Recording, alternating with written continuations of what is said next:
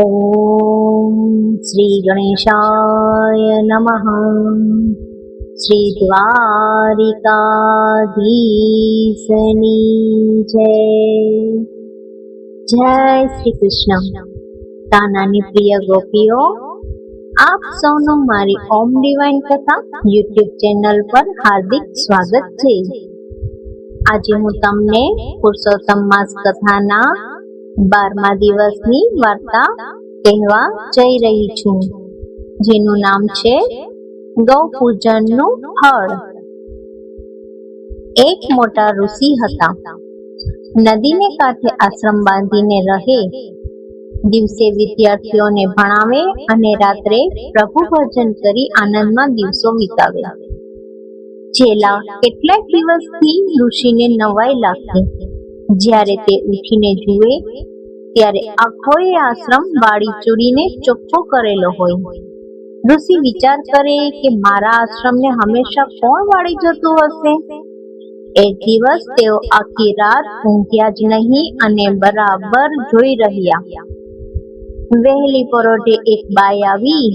બાઈએ હાથમાં સાવાણો લઈને વાળવા માંડી. આખો આશ્રમ વાળીને બાઈ ચાલવા લાગી.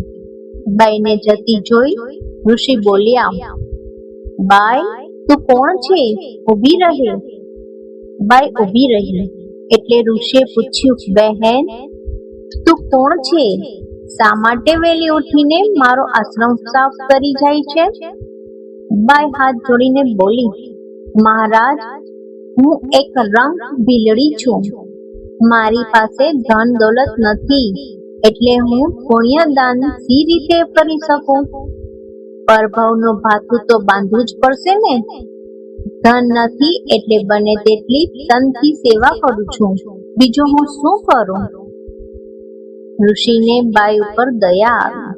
તેણે આ મુમુક્ષુ જીવને કહ્યું, બાઈ, તારી નિસ્વાર્થ સેવાથી હું પ્રસન્ન થયો છું. તારે જે જોઈએ તે માંગ. મહારાજ, મારે બીજું કાંઈ નથી જોતું. આ કાયાનું કલ્યાણ થાય એવો માર્ગ બતાવો. ઋષિએ કહ્યું, 4 દિવસ પછી અધિક માસ બેસે છે. તે વેળા તું કંઈ નહીં કરે ને 7 વાર ગાયની પ્રદક્ષિણા કરીશ તો તેથી પણ તારી કાયાનું કલ્યાણ થશે અને તને હંમેશા એક અશ્વમેઘ યજ્ઞનું પુણ્ય પ્રાપ્ત થશે. 4 દિવસ વીતી ગયા. પુરુષોત્તમ માસ શરૂ થયો.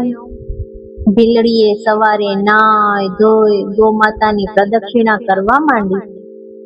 આમ આખો પુરુષોત્તમ માસ તેણે ગૌમાતાની ખરા ભાવથી સેવા કરી. પુરુષોત્તમ માસ પૂરો થયો. એવામાં ત્યાંના રાજા ના રાજકુંવરને રક્તપિત્ત કોઢ નીકળ્યો. આખા શરીરે પાક પરું વહ્યા કરે. ઘણા વેદોની દવા કરી પણ કેમ કરી કુંવરને સારું થાય નહીં. છેવટે રાજાએ પંડિતોની સલાહ લીધી.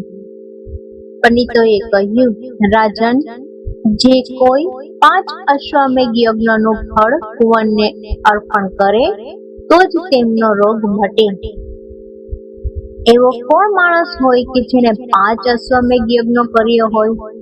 થાકીને રાજાએ આખા નગરમાં દાંડી પીટાવી. ભીલડીએ આ વાત સાંભળી અને રાજસભામાં ગઈ. 2 હાથ જોડીને તે બોલી, મહારાજ, મેં 30 અશ્વમેઘ યજ્ઞો કર્યા છે. આપની આજ્ઞા હોય તો હું 5 અશ્વમેઘ યજ્ઞનું પુણ્ય રાજકુમાર માટે અર્પણ કરું. ભીલડીની વાત સાંભળી આખી સભા આશ્ચર્ય મુગ્ધ થઈ ગઈ. કોઈ પંડિત ભીલડીની વાત ન માને. છતાં રાજાએ રાજપુરોહિતને કહ્યું, બાઈની ઈચ્છા છે તો ભલે સંકલ્પ તો મુકાવો.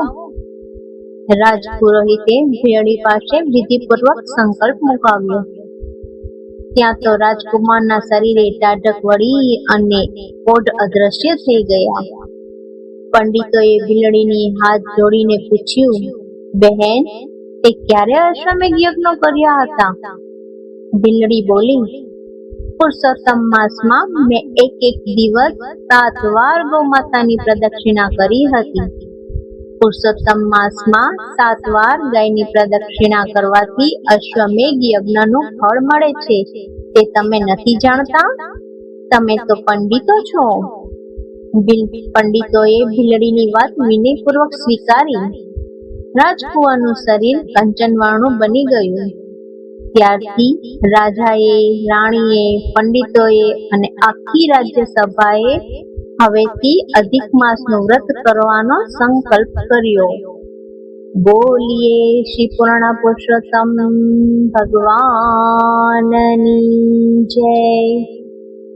હે પ્રભુ શ્રી કૃષ્ણ, આ પવિત્ર પુરુષોત્તમ માસમાં ભક્તિ, શ્રદ્ધા અને સારા કર્મ કરવાની અમને બધાને શક્તિ આપજો. જે કોઈ આ કથા શ્રદ્ધાથી સાંભળે કે કરે તેમના તમામ દુઃખ દૂર થાય અને તેમના જીવનમાં સુખ શાંતિ મળે. જો તમને આવી આધ્યાત્મિક કથાઓ ગમતી હોય તો વિડીયોને લાઈક કરો, મારી ચેનલને સબસ્ક્રાઇબ કરી મને તમારો સાથ અને બ્લેસિંગ્સ આપતા રહેજો. અને આ કથાને તમારા પરિવાર અને મિત્રો સાથે શેર કરવાનું ભૂલશો નહીં. તો ફરી મળીએ એક નવી ભક્તિપૂર્ણ કથા સાથે. જય શ્રી કૃષ્ણ. રાધે રાધે.